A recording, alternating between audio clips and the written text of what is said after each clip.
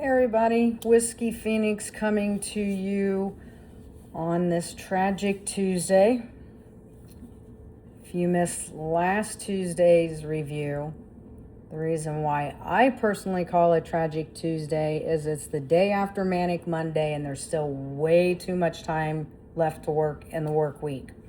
So that's why I've dubbed it Tragic Tuesday. Anyways, wanted to come to you this evening with another review, and what I have is sort of kind of special.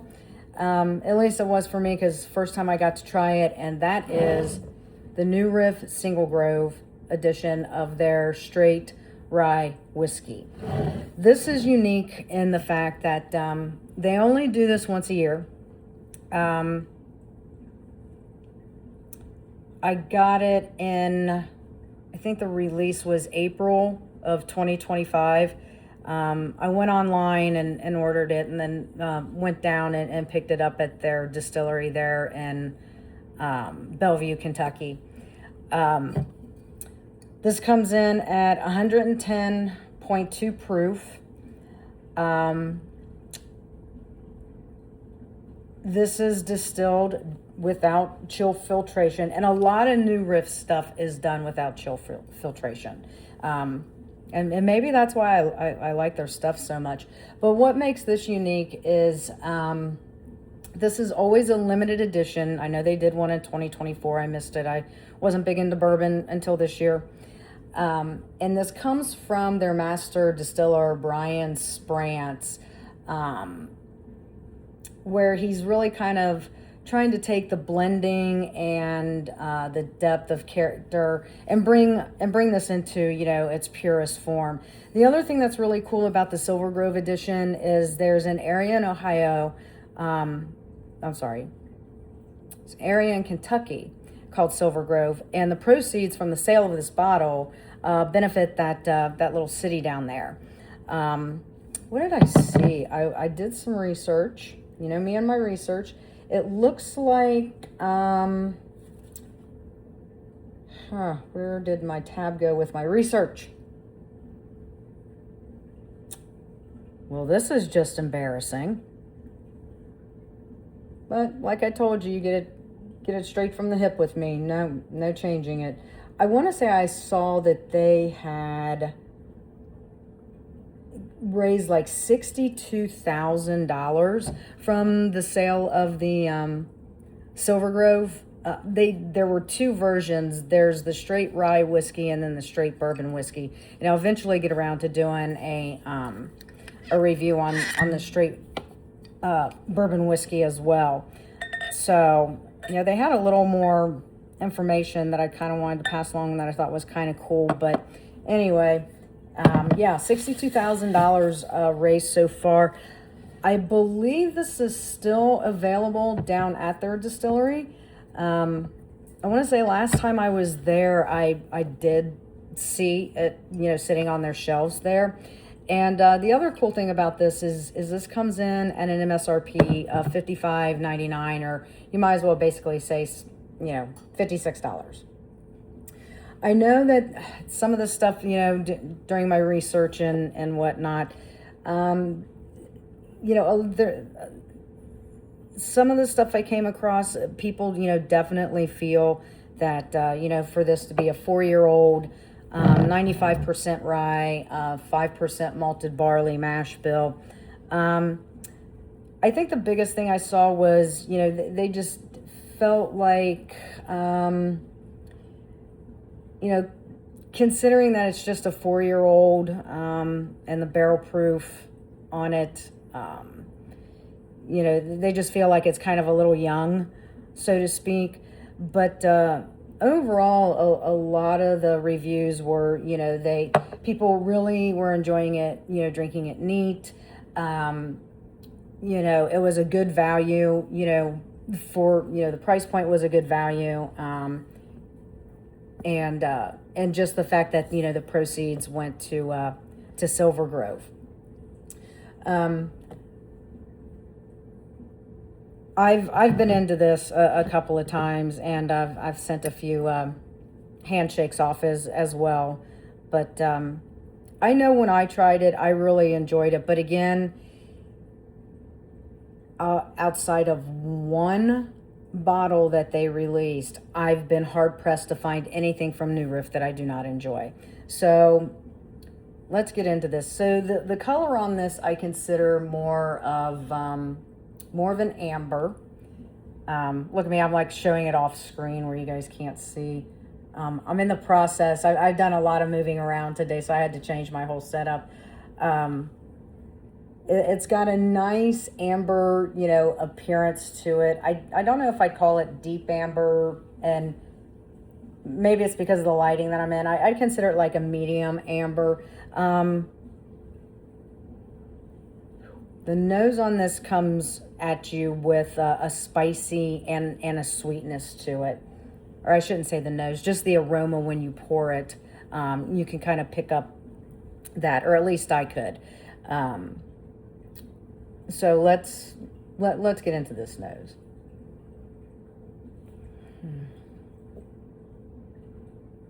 Definitely get the rye. I'm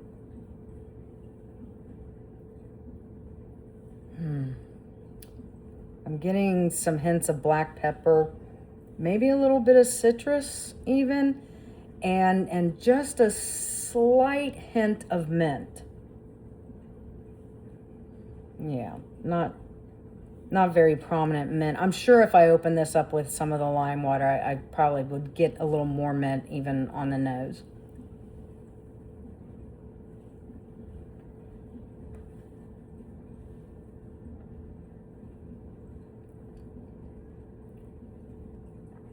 The fingers on this, their appearance is kind of oily watching it run down the side of the Glen here. And it's taking a little bit of time, but it's running very much like if you pour oil into water. It's kind of what it reminds me of. Man, that's so good. I haven't had this one in a long time because I've been trying to savor it.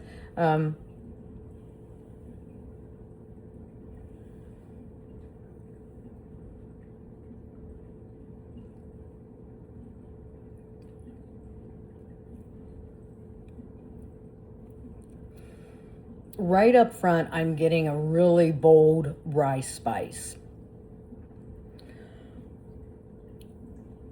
And then I start getting some flavors building on top of that. The black pepper stays that you got on the nose, followed by a little cinnamon. Maybe some caramel?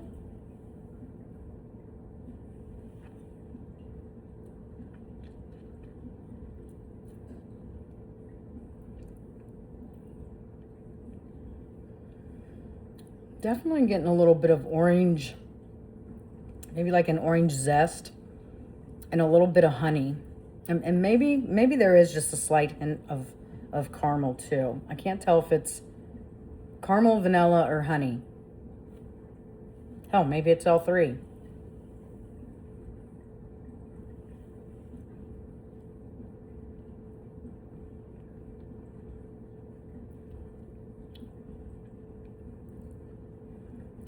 Man, that is such a good rye from New Riff. I think for me it's leaning more towards like a caramel than vanilla or honey. So for me on the palate, again, right away, just a bold rye spice, that black pepper, some orange zest, a little bit of caramel, and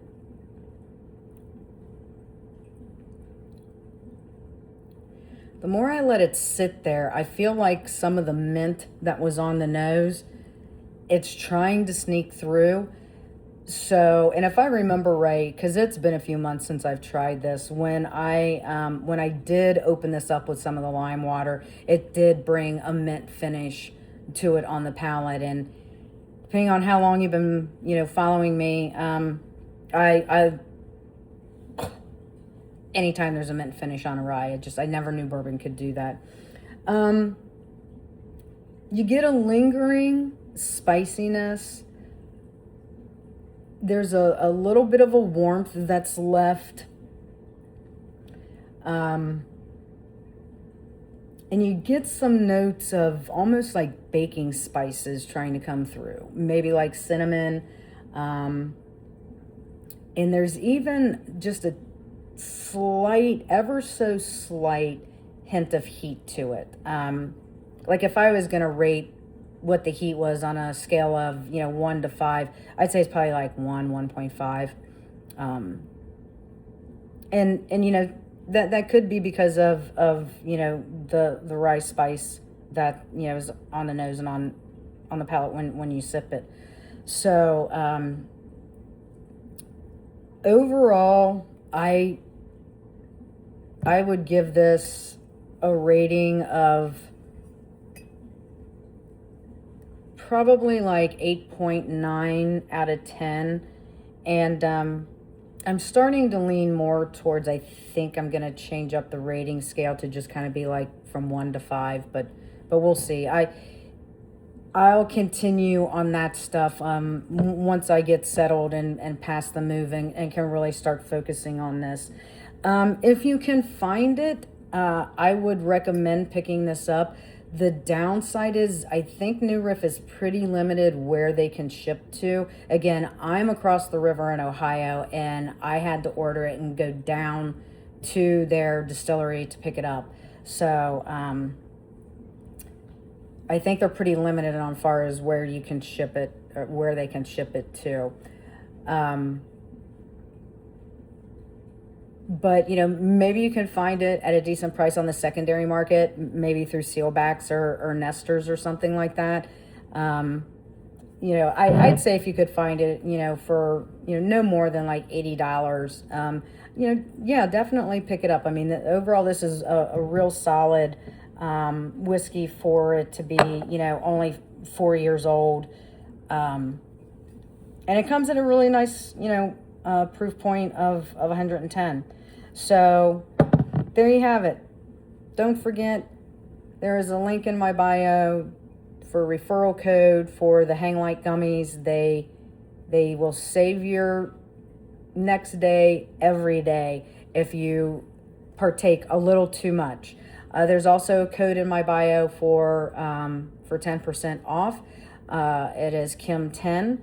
I will drop a link to New Riff's website in the comments, like I always do, just so you guys can go and peruse and check out their selection and everything. I'm very fortunate that they live very close to me, and that what makes it even better is, again, they probably are in my top 5, top 6 distilleries of all time. So with that being said, I hope you enjoy the rest of this tragic Tuesday, and as always, please drink responsibly. See you next time.